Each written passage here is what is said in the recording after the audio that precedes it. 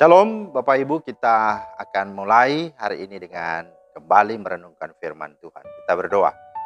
Bapa di sorga, terima kasih buat kesempatan kami boleh ada lagi di hari ini.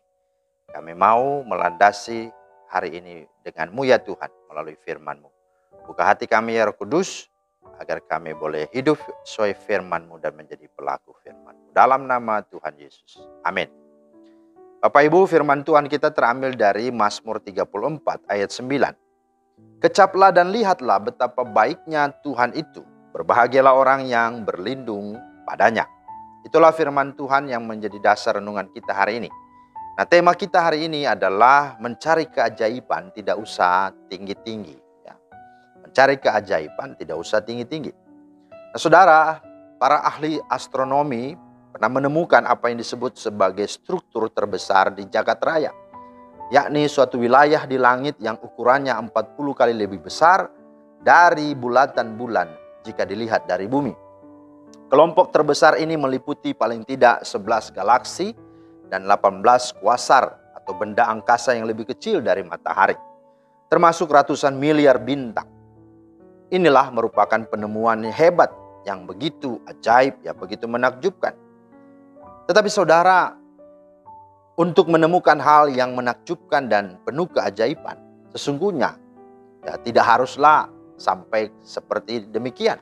Tidaklah harus tinggi-tinggi mikirnya. Tidak juga harus sifatnya spektakuler dan fenomenal seperti para ahli astronomi tadi. Meskipun kita akui itu memang sungguh menakjubkan.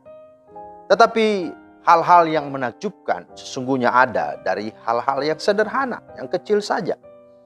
Di sana kita dapat menemukan hal-hal yang menakjubkan. Nah, suatu ketika seorang guru memberi soal kepada murid-muridnya di kelas, yaitu tuliskanlah 7 keajaiban dunia. Singkat cerita, setelah semua tugas dikumpulkan, pada malam hari sang guru tersebut memeriksa hasil jawaban dari murid-muridnya.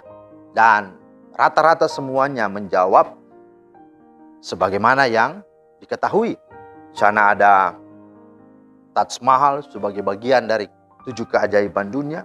Ada Chichen Itza, ada Borobudur, ada tembok Cina, ada Petra, dan seterusnya.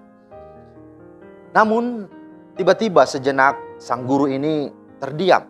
Lalu meneteskan air mata ketika dia membaca bagian terakhir, kertas terakhir dari seorang siswa yang dia tahu di kelasnya dia selalu dipandang oleh teman-temannya adalah murid yang bodoh, yang miskin dan menyusahkan.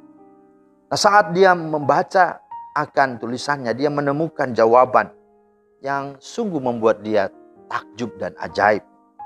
Apa yang dijawab oleh sang murid tersebut? Dia berkata bahwa 7 keajaiban dunia itu adalah yang satu, bisa bernafas. Yang kedua, bisa melihat. Yang ketiga, bisa mendengar. Keempat, bisa merasa, bisa mencium, bisa bicara, bisa makan dan minum, dan bisa istirahat serta menikmati hidup ini. Itulah keajaiban, itulah yang menakjubkan. Saudara, inilah sesungguhnya yang harus kita sadari. Tidak perlu terlalu tinggi-tinggi kita memikirkan. Sesungguhnya keajaiban itu ada di hari-hari kita, di dalam hidup kita, di setiap apapun yang kita miliki dan hidupi. Nah, terlebih lagi dengan Allah.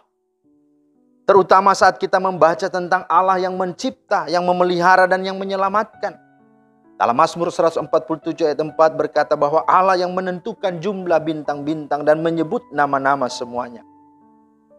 Dia menyembuhkan orang-orang yang patah hati dan membalut luka-luka mereka. Ayat 3. Dia juga adalah Allah yang sama yang disebut Yesus sebagai Bapa yang berkuasa atas maut dan neraka. Yang juga melihat burung pipit yang jatuh ke bumi dan menghitung jumlah rambut di kepala kita.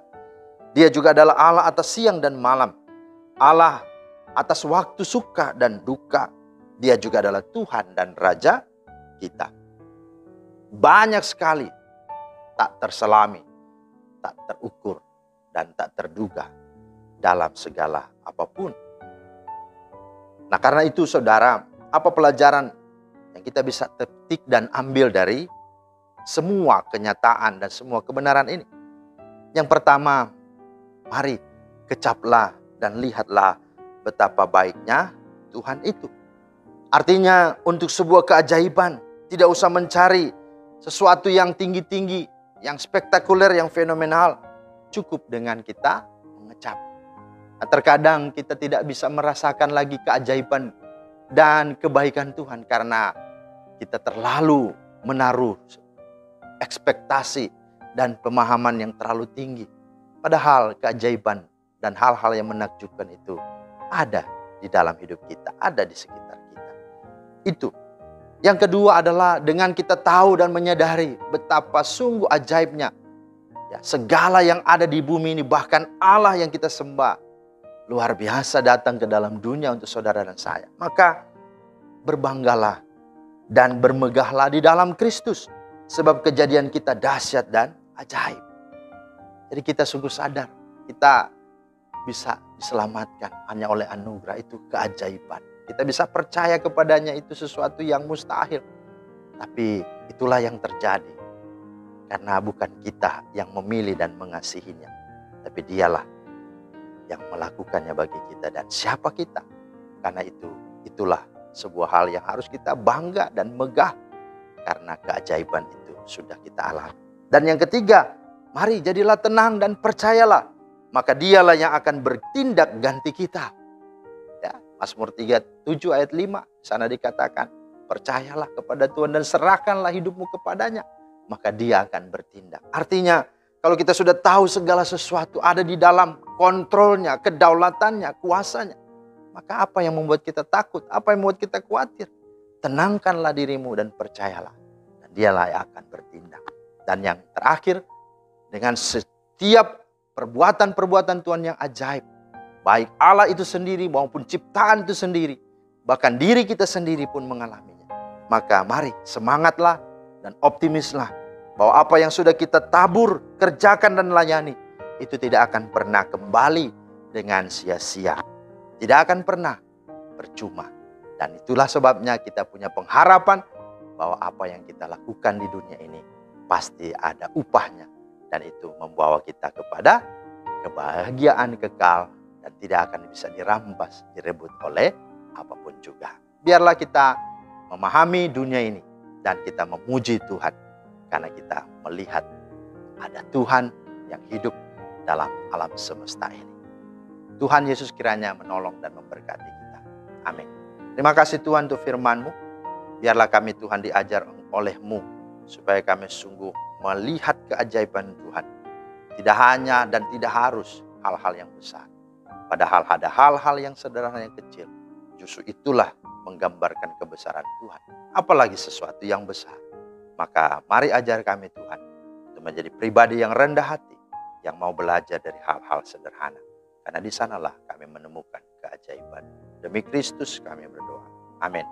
Demikianlah firman Tuhan hari ini. Kiranya menjadi berkat. Selamat beraktivitas. Tuhan Yesus memberkati. Shalom.